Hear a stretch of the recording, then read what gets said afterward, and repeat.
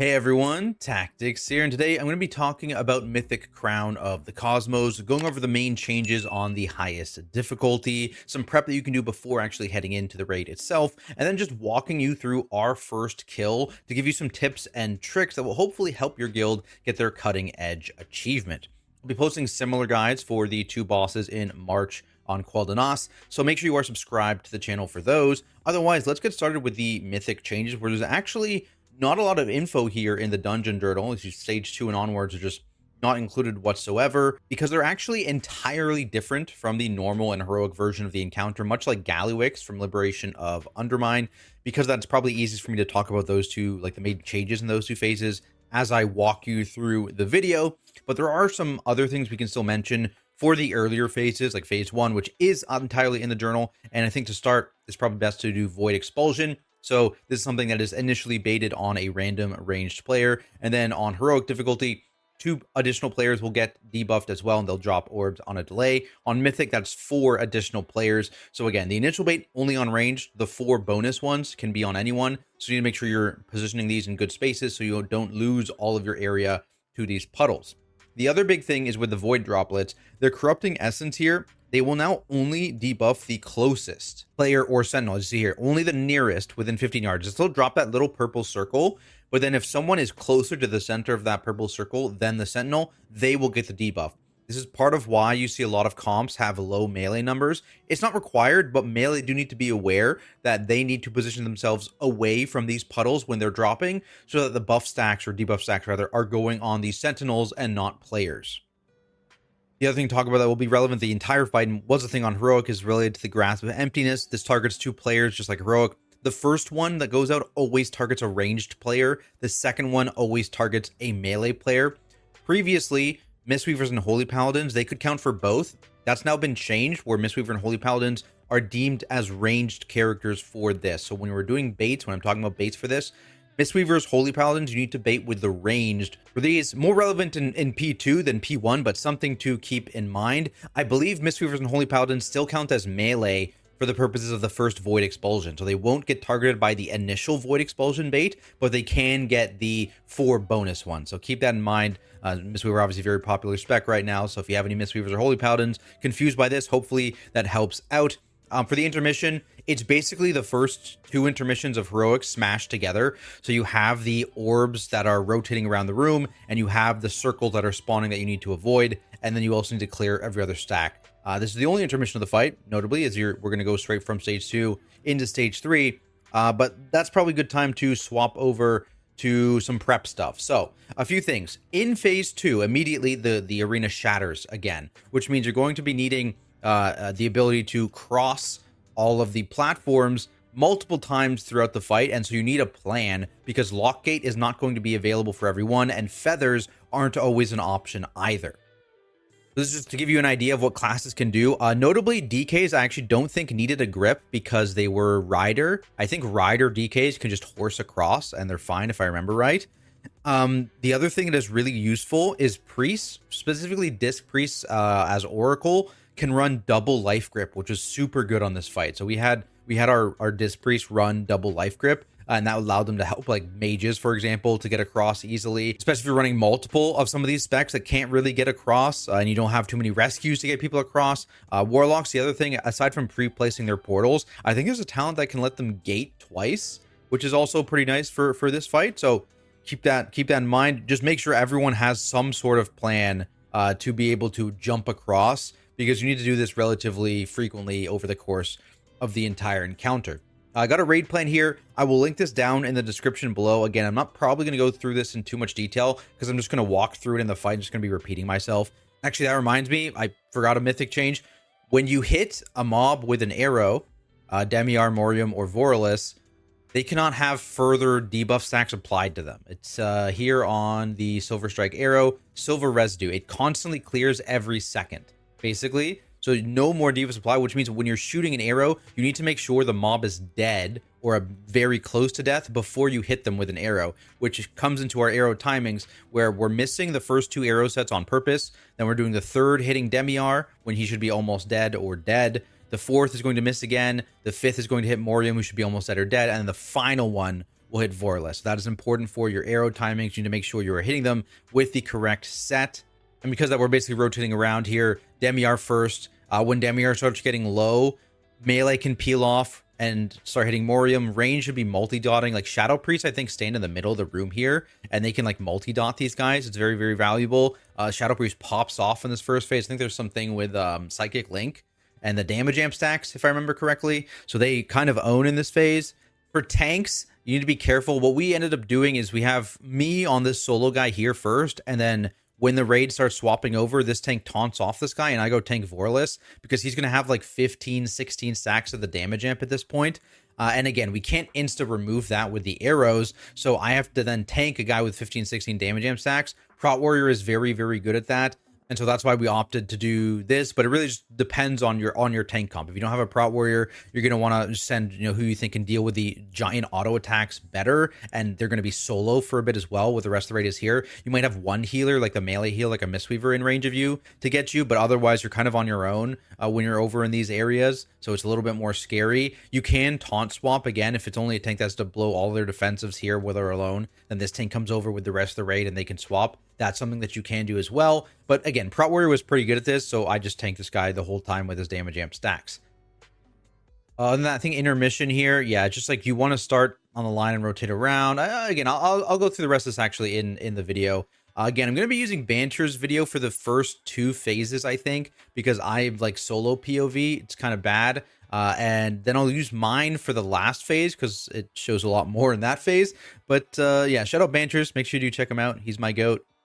Starting with the first phase, again, Demiar. You can see the raid position here. You have Shadow Priests over here, and our DKs over there as well. Now, this is a fight where, again, having 2 DKs is valuable. That's not required. I would say 1 DK is certainly required. 2 DKs is really, really nice, but not required. Otherwise, normal comp shenanigans. These DKs are each assigned to grip 2 droplets over. One's going to get the left, one's going to get the right over, to get these droplets in ASAP, because again, we want as many damage stacks as possible on this first guy to make sure we can get him down relatively quickly. Is the interrupt guy, so it's kind of annoying. Always bait these obelisks, away from the raid. Big thing too, when you're the target of these obelisks, don't go too far past the edge of the circle. If you start like running over here, for example, you're cleaving this entire group. So literally just step to the edge of the circle, no further. It's kind of a thing for as much of the fight as possible, really. You want to make these obelisk lines as short as possible kind of deal. Here's the first bait, and again, we're dropping all of our initial things here, and we're rotating around the room. Just like in the raid plan, we're missing these first things. Again, trying to get these droplets in as best we can. Melee DPS taunting these, by the way, can be quite useful, so keep that in mind, on top of just the death grips. And then as this guy starts getting low, you can see all the melee DPS are already peeling off. That is a big thing to optimize damage in this phase, because we're killing this guy on the 3rd arrow set. This is the 2nd arrow set. You can leave this guy super early to make sure that you have more damage on Morium. Like multi-dotters are already swapping over to Morium as well, and this guy's just going to do some Echoing Darkness cast. You can kind of see the taunt swap happening in the back, where our Brewmaster goes over, taunts off me, and I'm gone. So that's when the swap happens. So you can leave this guy casting until arrow 3. He's just going to sit here casting Echoing Darkness.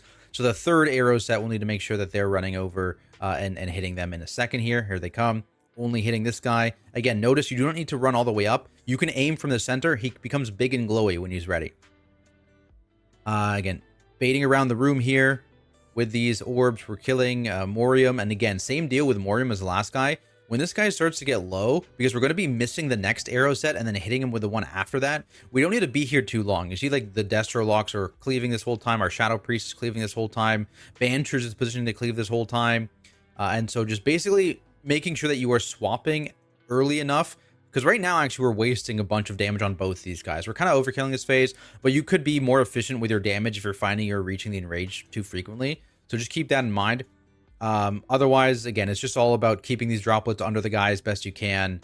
Not drop, like, this is actually a really bad puddle. I think we had a really bad bait here, and so we're dropping it a little bit more forward than we usually would, I think.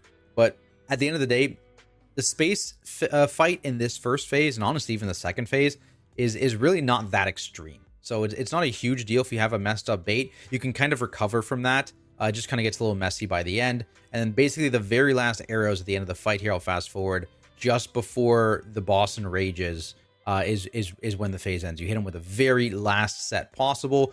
Calming this, by the way, very good. If you have like people on the ones where you're gonna break, you calm, hey, I've got the mini boss, whatever. Because again, cleaving people with those arrows, very dangerous. A common death we had was on the set where we were trying to kill the second guy. I'll actually rewind for it.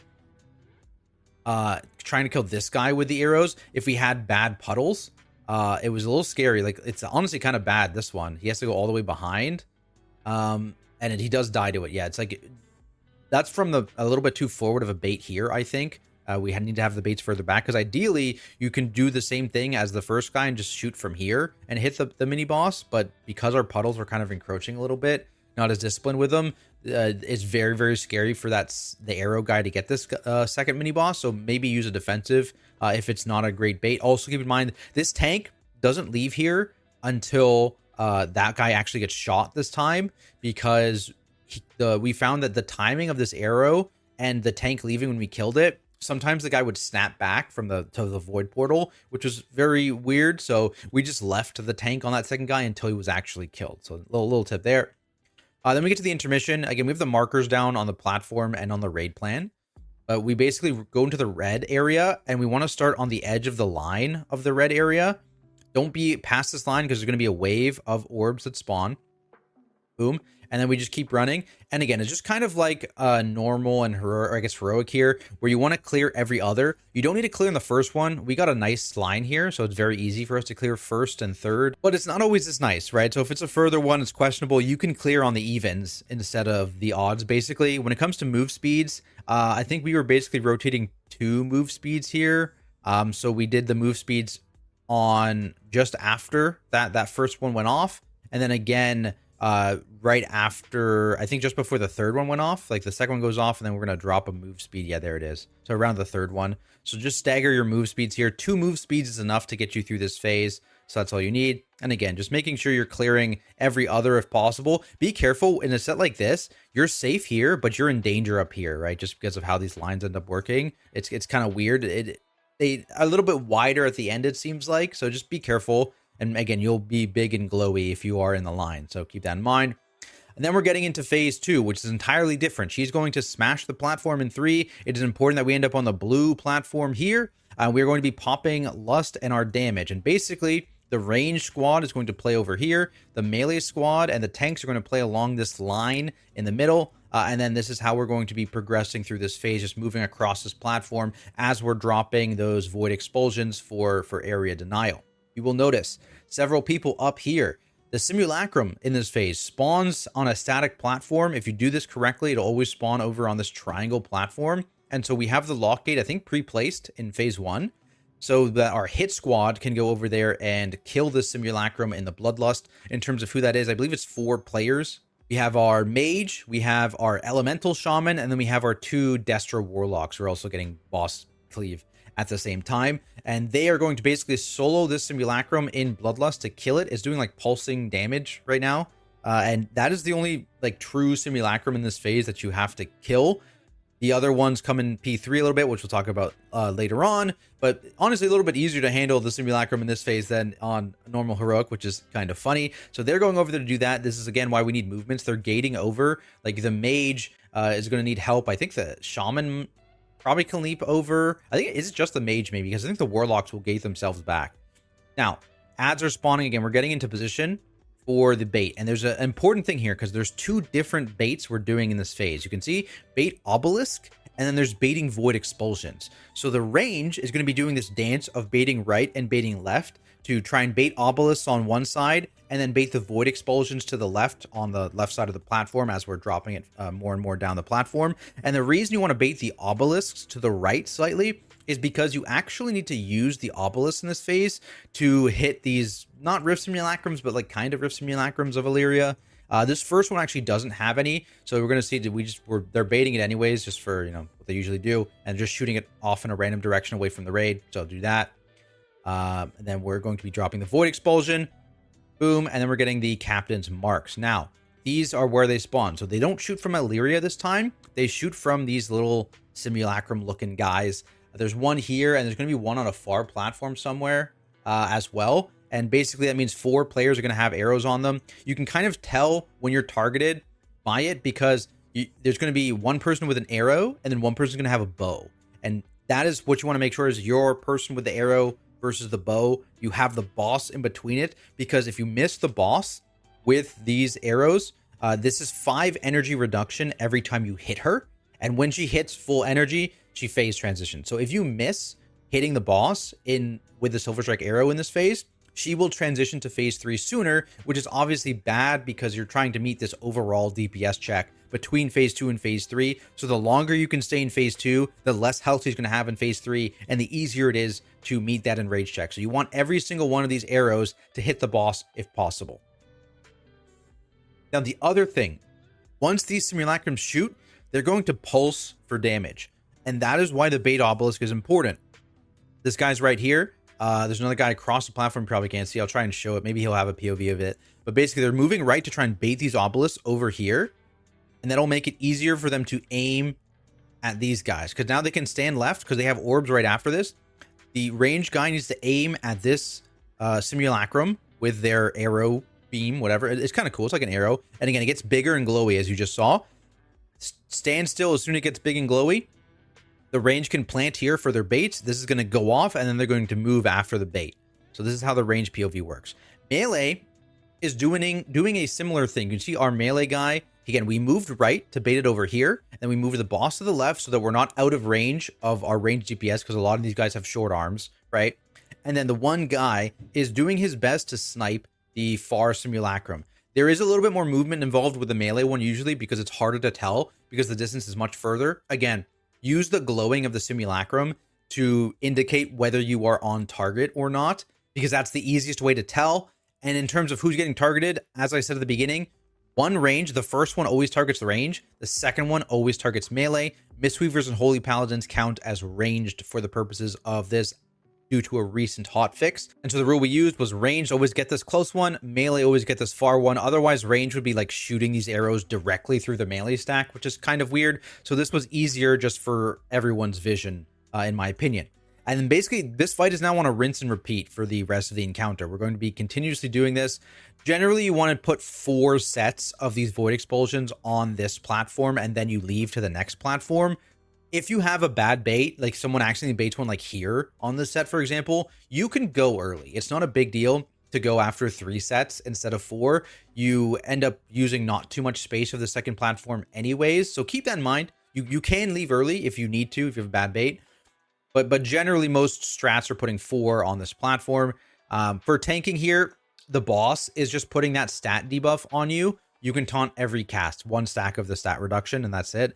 Really not scary tank phase. Phase 1, quite scary for tanks. Those guys melee hard. A guy has 15 stacks of the damage amp. Phase 2 and phase 3, much less scary for tanks in terms of damage. It's more of a positioning thing in both of those phases to make sure everyone still has uptime and you're avoiding these puddles, and the ads are, getting cleaved on top of the boss with the death grips, getting interrupts as much as you can. Kind of similar to Heroic, the ads aren't super relevant. They don't really deal a lot of damage. Like, we'll throw out AoE CC, stops, interrupts, that kind of thing, but it's not really that important. You'll see so many of them get bolts off, basically. In this phase, in terms of damage, the scariest point is when you're targeted by an obelisk. An obelisk target person gets this really nasty dot on them, especially when you also have this other dot, or if you have the healing absorb at the same time. So that is when you would personal, I would say, on this phase. The other thing is in terms of healing up that healing absorb, usually that's why Mistweavers are used. Mistweavers absolutely own that healing absorb. So that's 2 Mistweavers was really, really useful for us. Again, it's not going to be something most guilds can field. Having 1 Mistweaver is obviously really nice, but don't be afraid to dispel it if you need to. Like, if this person is in super danger, like they have an obelisk and a dot on them and they get the healing absorb, feel free to dispel it and send it somewhere new. But generally, I think we weren't dispelling so that we could just pump single target healing into that player and not need to worry about switching that to someone else. Again, here's another view of actually hitting it. Don't be afraid to use these side bolts, especially as range. Sometimes it's much easier to use the side bolt to hit it, as Bantress is doing here, compared to trying to always shoot the middle bolt at it. Same with the melee. Sometimes it's easier to hit the side bolt, so keep that in mind. Tanks, when these ads are out, when the arrows are out, the Silver Strike arrows, do your best not to move the boss very much. This was our 3rd drop of these Void Expulsions. We're going to rotate over, do 1 more drop. I'll actually fast forward a little bit here. You have less space, but again, it's just kind of rinse and repeat. It's going to be our 4th drop, and then we're immediately here. We drop this one. It doesn't matter where because we're about to leave. If you get a debuff that you're going to drop, you stay. Everyone else is now going to leave. So we're all leaving. The last 4 people are going to drop theirs, and then they're going to leave as well. And this is immediately into an arrow. This is like one of the most frequently missed arrows for us. So just keep that in mind. Make sure you're on top. You need to leave quick enough that you can position yourself to get these arrows. Because if you miss these arrows, basically the boss will phase in a few seconds, like in like 6 seconds or 7 seconds. If you've ever missed anything, that's when the boss phases. Otherwise, you're going to see here, we're going to get an extra like 15, 20 seconds on top of that, because we don't miss any of our arrows in this phase. So keep that in mind. Missing arrows definitely feels bad. And then you're going to transition here into phase 3, where you definitely want to be sub 50% here. The lower you are, again, the easier this phase is. And here's a good example, because Banshees get targeted. He has the bow and arrow on top of him, and then the arrow on top of the actual person getting targeted by the ability, because it's a bounce, right? It goes to one person, and then it bounces to the second player. So that's how you can kind of, that's what it looks like, basically. Good little visual there. We're basically now going to get, I think, one more Void Expulsion before the phase transitions. Important. Notice how we're playing much further up on this platform. Again, 2 reasons. 1, we're about to phase transition. But 2, when she transitions, she pushes everyone back. It is spooky. Boom. Everyone gets pushed back. So if you're over here on the edge of the platform, you get sent off. It's not ideal. This is intermission 2, by the way. Basically, she does a big circle hit directly in front of her, and then a big circle hit only directly where we are right now. So you stand outside of it. Tank privilege, by the way, you can live that. And then we step up here, and this is the start of phase 3, where I will switch to my VOD. Woo. Okay, this is the start of phase 3. This is similar to the phase 3 of Heroic, where, again, you're going to fill these platforms one by one with the void energy that Alleria spits out. But again, feathers, not really a thing. The other thing is you're going to deal with a Rift Simulacrum and a mini boss from phase 1 in this phase at the same time on each platform. You're going to have both the Rift Simulacrum that's pulsing for damage that will enrage if you don't kill it fast enough, and then a mini boss that will enrage if you don't kill it fast enough. You're going to deal with all 3 mini bosses because there's 3 platforms. And it always spawns in at the same order. I believe it's always Voralis, then Demiar, and then Morium. Now, in terms of how they actually spawn, I'll go forward a little bit here. There's going to be a timer, and wait for the timers to pop up. There we go. Okay, so there are 2 timers to be aware of, okay? Number 1 is Rift Simulacrum. This is when the new Simulacrum spawns. Initially, I believe this spawns on the furthest platform from your raid. So there is a reason why we are hugging the right side of this platform. If you hug this right side, wait for the Rift Simulacrum to spawn, it will always spawn here, and then you are good for the rest of the fight as long as you don't move early before the next Rift Simulacrum spawn. So that is an important timer. The other important timer is Cosmic Portal. This is when the mini boss spawns. Ideally, your entire raid moves from this platform to this platform between the Rift Simulacrum cast and the Cosmic Portal cast, as that will cause the mini boss to spawn, I believe, on the active Alleria tank. If we're kind of half split, sometimes it's kind of funky and it doesn't spawn properly. So everyone needs to be ready to immediately move over to the new platform when Rift Simulacrum begins to channel. And I'll show you the indicator on that when it comes to it. We are going to get an aspect of the end here initially, and how we're going to handle this one is with 1 immune and 2 instant breaks. Now, immunes, what do you mean immunes? You can immune aspect of the end, and the way you do this consistently is by having an immune character taunt and then press their immune at the end of the cast, because you know for a fact that the tank, the active tank at the end of the cast, is getting one of these aspect of the end circles. So common thing, Ret Paladin. They can bop themselves, they can bubble themselves, they can taunt right at the end because they're immune. They'll eat the tank one. It'll just not happen at all. And then 2 will go out on random players as normal. The other thing you can do is meta immune. Meta immune works. So on this first one, it kind of lines up better with meta, assuming you don't push the phase early. So our Demon Hunter is going to taunt here right near the end of the aspect of the end cast. And they're going to then use meta to immune it. Like right here, she taunts. Boom, meta immune now.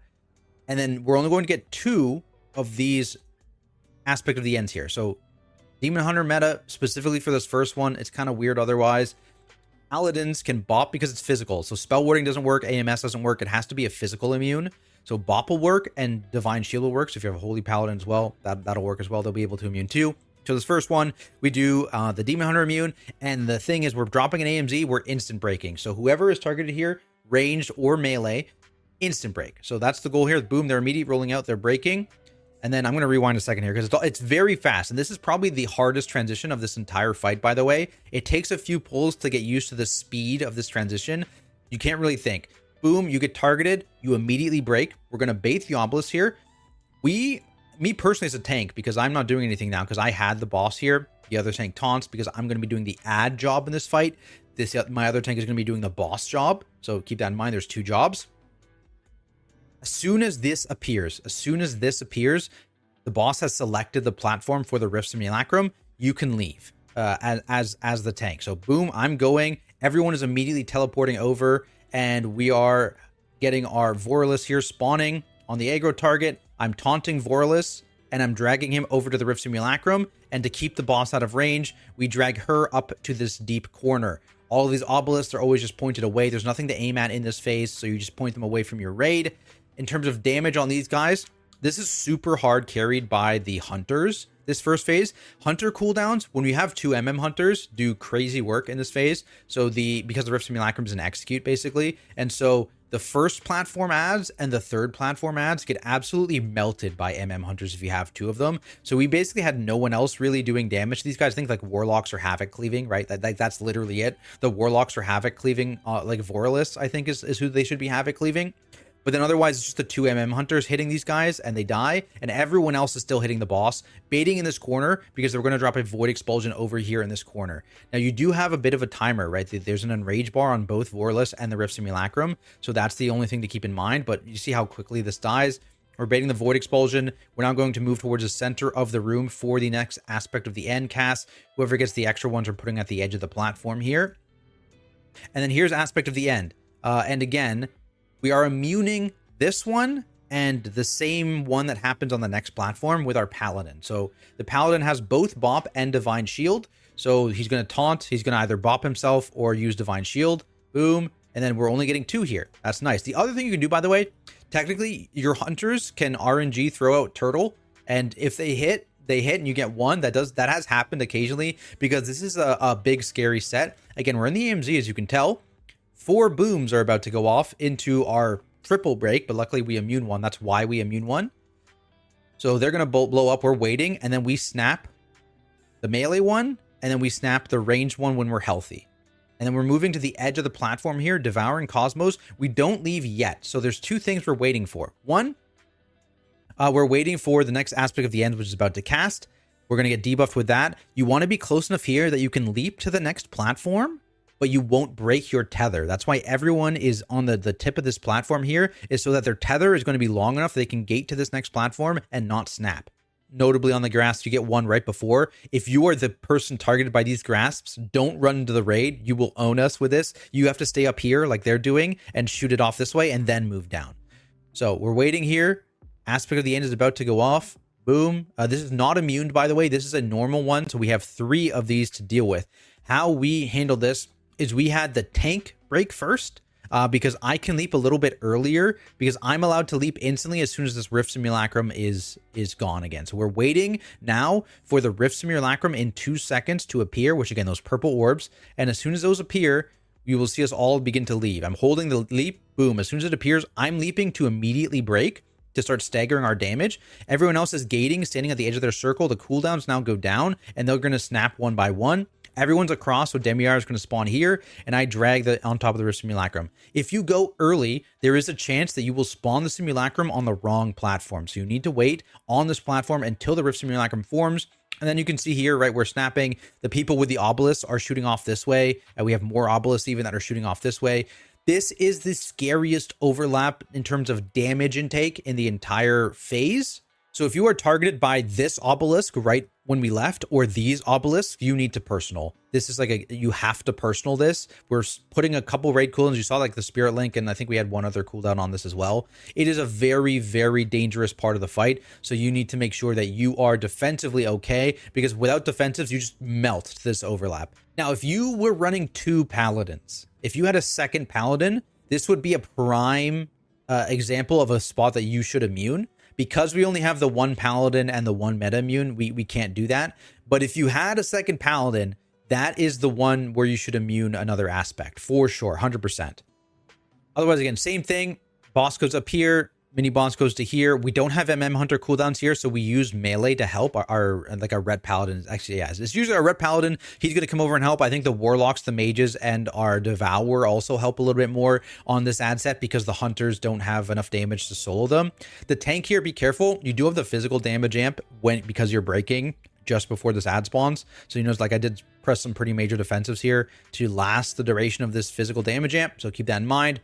Otherwise, make sure you're focusing these ads enough. Watch the interrupt timer. And it's the exact same as the previous one where we're baiting up here in the corner. We're dropping the Void Expulsion. And you can actually already see how much slower we are in this phase with more people hitting this boss. It's not insanely slow. Like, it's fine. We're going to move to the center now. The aspects are going to drop. And again, this is our next immunity. So this is the second Paladin immunity. He used Bubble or Bop on the same time on the previous platform. He's going to do it again here, whichever one he didn't use. So we're only going to get 2 here. And then we are holding for this pop. And now instead of going towards the center, we're moving towards our final platform.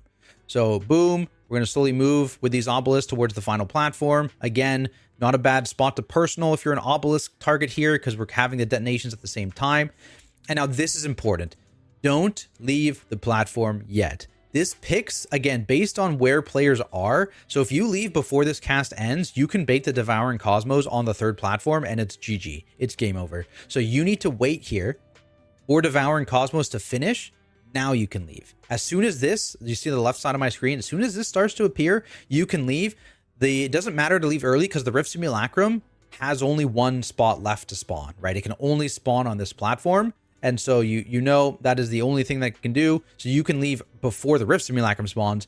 And it is important to do so before the aspect begins. You want your aspects to be here. And you want this to be baited onto the platform you were just on. So again, a short timer to leave, but slightly different than previous platforms. Now, we're going to make a really big mistake here that you guys should avoid. We had only been to this platform, I think, like once previous to this. So we didn't really have a lot of learning on this platform.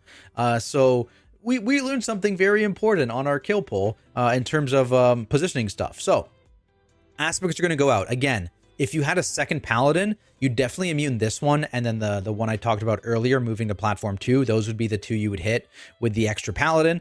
But we don't immune this, so it's just going to be melee, then ranged, then tank. That is the order of our break. So melee is going to break here, ASAP, then ranged is going to break. And this is where it gets scary, right? Because we're going to get our mini boss spawn up here because we moved the boss too early. So this is important. You want to probably start further down on this platform so that when you get this ad spawn, it's here.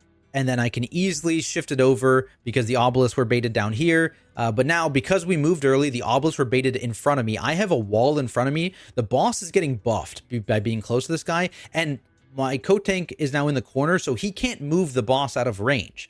So basically, backing up a bit, we needed to drop these aspects like here, probably. Like this is probably where you want to start with the aspects. You'll bait the obelisk, take a step, bait the obelisk, take a step.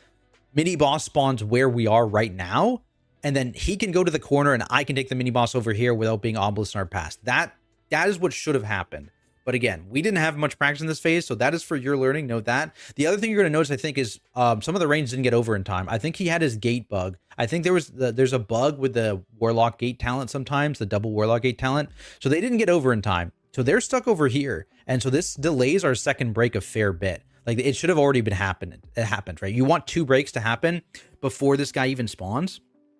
But now he spawns and now the boss is buffed. So these breaks do very large damage. So you can see I have to pop defensives, jump into these obelisks and try and drag this guy over here.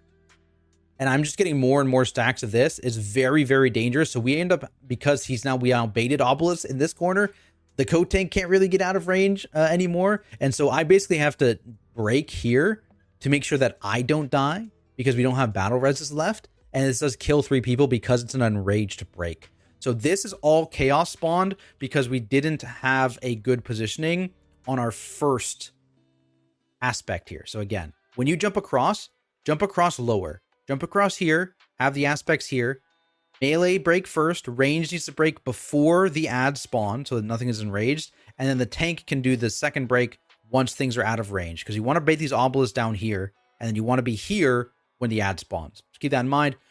So that's a little bit of chaos here. So we have a few deaths. Otherwise, same deal. The hunters hard carry. The hunters just farm those guys with their cooldowns in an execute. They own it. And I think we even calmed, like, just everyone hit the ads. Just everyone hit the ads because why not? They're buffed. And then we're just going to kill Alleria here. Semi-similar bait to the first platform we did where we're dropping everything in the middle. We're doing our aspects in the middle. No immune on this one, so it's a triple break. I think we calm to just not break here, actually. But if you're slow on DPS, you do the melee ranged tank break, and then you kite down to the tip of the platform, and then Devouring Cosmos will start, and you want to kill him, or kill her, sorry, before you blow up to the aspects and the grasps happening after the Cosmos. So you have about 15-ish, 20 more seconds from this point. So if you don't have the damage, you still have a significant amount of time. But there we have it, guys. Hopefully this guide helps your guild out, makes it a little bit cleaner than our kill. And if it does, be sure to leave a like and subscribe for more content like it. Of course, these videos wouldn't be possible without the support of all my amazing Patreons. So thank you guys so much, and I'll see everyone in the next video.